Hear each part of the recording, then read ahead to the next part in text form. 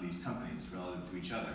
And then they would go to portfolio construction and they would say, all right, give me 150 million long this, short 100 million of that, and 250 million of this. And I guess we need some kind of hedge, so short 200 million of something that's correlated. So like, look, that's obviously not the optimal portfolio for incorporating those views. Right? So it became very clear to me that there are things that humans are good at, and machines are nowhere near them. And there are other things that humans really have no business, nobody should be saying, give me 150 million of this and short 100 of that. Those obviously are not optimal in any sense. If the advice is for the job market, I would say, you want to look for things that are going to always be important and relevant, right? So portfolio construction is a skill that it's important now, it's going to be important in 30 years. I have a lot of students who come to me and say, well, what should I study? What should I focus on? And a lot of those students, sadly, they don't know the basics, right? So a lot of people I interview, they don't know linear algebra, they don't know calculus, they don't know statistics, they don't know portfolio construction.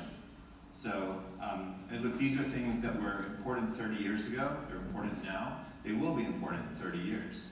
And once you know all of those things, then maybe explore the very latest and greatest thing. I've never interviewed anybody that I couldn't get confused about multiple regression.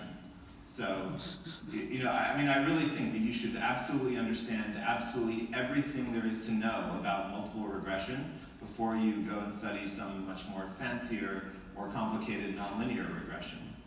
A lot of people are kind of trying to skip to the end without doing the hard work. And then, as the other panelists said, when the next AI bubble bursts, or when the pendulum swings the other way, those of us who know multivariate calculus and linear regression really, really well will still have jobs, and people who spent a lot of time on the other thing that's no longer popular this week will have a harder time. So look, constructing portfolios is important. Optimization is important, regression is important, linear algebra is important. To the students in the audience, I would say, know pretty much everything about those things, and a few things about something really cool. And if you want to do finance, learning some finance is not the craziest idea ever.